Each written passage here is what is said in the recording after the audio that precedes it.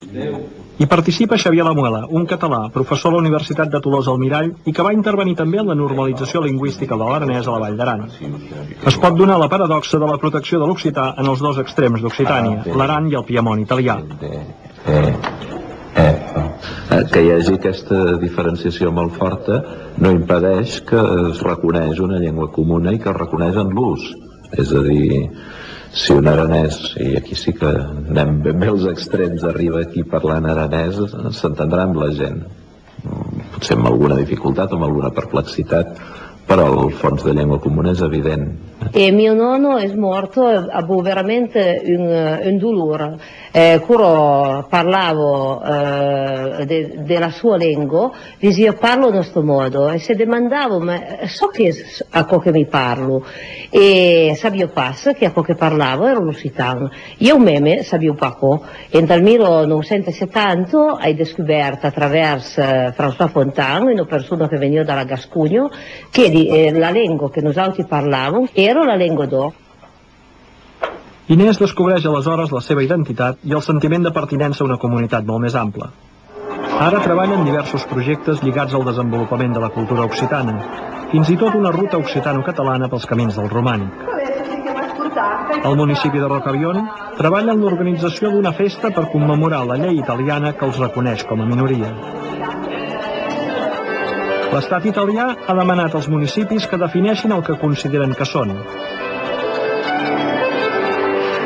Aquesta és una de les 105 comunes de les valls que ja s'han definit com a occitanes. Dopo l'apertura delle frontiere dell'Europa è scambiata completamente la maniera di ragionare e in un senso che le zone che erano considerate abans marginali possono divenire in un futuro delle zone di forte interesse perché queste zone hanno conservato dei valori même se pas consciente de l'aver. Amb la Festa de la Llei han proposat als municipis un concurs d'idees que lligui innovació, identitat i desenvolupament. Salbertran és un poble de 600 habitants candidat a guanyar el concurs. Intenten fer una política de turisme suau, recuperar la història, mantenir l'activitat tradicional i protegir la natura i la llengua. Realment treballar dues i cora per portare il bilinguismo in un programma di insegnamento della scuola. E lei già si sa che normalmente tutto il menato del paese comincia a prendere perché lui giura che prendono pagare la lingua d'opposta. S'han avançat el que permetrà ara la llei, protegir la llengua, fer la normalització i tornar-la a l'escola. Han fet també ben visible l'occità en la senyalització bilingüe italià-occità dels carrers del poble. A pocs quilòmetres de Salbertran es plantegen que l'occità pugui arribar a ser llengua oficial en uns Jocs Olímpics. L'oportunitat pot ser el 2006. L'estació d'esquí de Sestriera serà la seu dels Jocs d'hivern i està en el territori de les Balades. Hi ha la voluntat de demanar al Comitè Olímpic que incorpori la llengua occitana com a cooficial en els Jocs. La cultura es manté viva a les valls, sobretot als pobles de muntanya, però la plana mostra encara la seva vitalitat.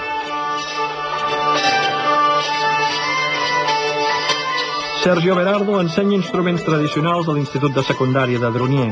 Té més de 100 alumnes. Sergio és el líder d'un grup, el Delfín, i la seva preocupació ha estat renovar i fer viva per als joves una música que no perd les seves arrels i que es converteix en eina de transmissió de la cultura occitana.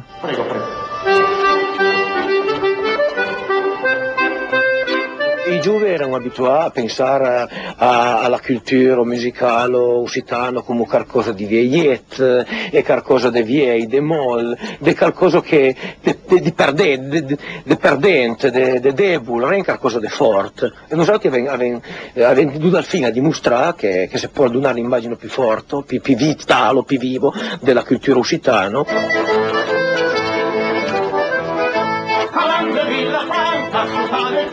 L'occità, minoritzat, per molts és una llengua gairebé morta, residual i de les zones rurals.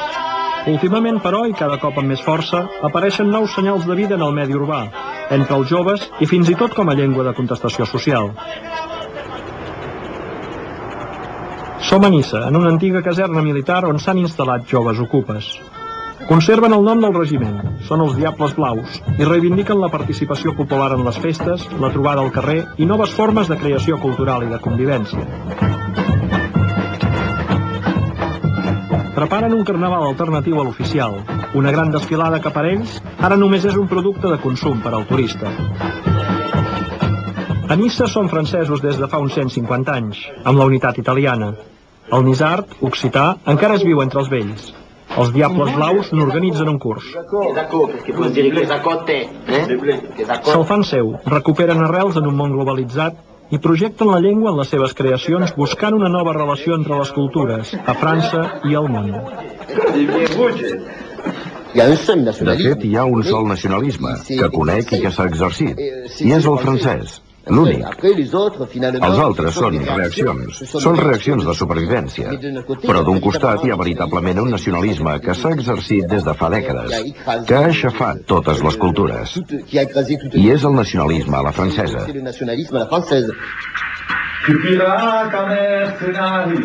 L'occità ja s'ha incorporat a totes les formes d'expressió musical.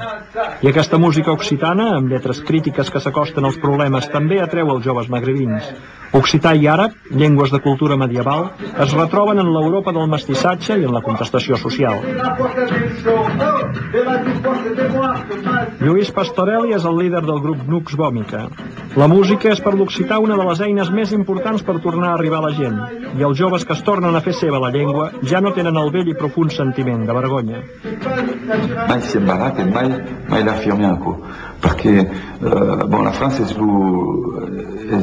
paese che ha pas signato la Charte delle lingue minoritarie, perché la Francia ha fatto la sua unità nazionale mais la negazione dagli altri lingue che erano sobre il territorio. Allora, a tutta pigliata per París. Els jacobins, diguem-ne, que els hi faria més mal una resposta en occità que una resposta en àrab. Per exemple, a l'àrab no li tenen por, però l'occità sí, perquè a l'occità saben que hi ha unes arrels i aquestes arrels desperten. De moment que un pren consciència que ha perdut quelcom de valuós, és en aquest moment quan cerca de recuperar-lo. I quan demana explicacions. Per què l'estat francès, un estat que és el paradigma de democràcia, ens ha privat d'això? Amb quina legitimitat? Estem amb les beceroles, és evident, però hem començat aquest procés, que fins ara no s'havia provat. Ja es parla d'occità i no de patuès. Amb l'escola, la universitat i el lligam a la creació cultural, la llengua es comença a reconèixer i recupera la dignitat. Els Nadau van actuar l'any passat a l'Olímpia, a París. Es van organitzar trens que des d'Occitània van omplir el local. Era el símbol d'una revifalla no prevista. Ja es podien deixar enrere els anys de la vergonya.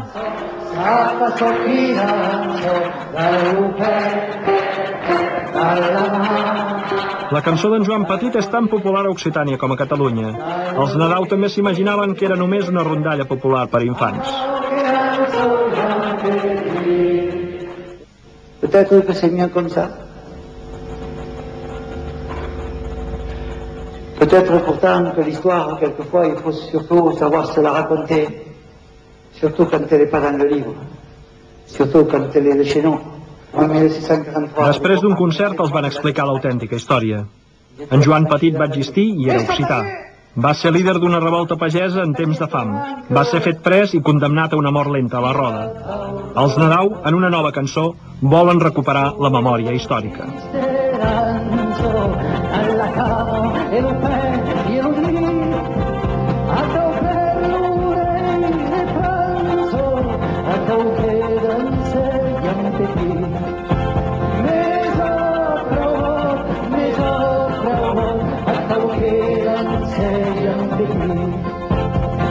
E l'histoire carré son viatge, capres camins de cançons, e camins de ronda tal mainatge, més uei que sabem tu i tu,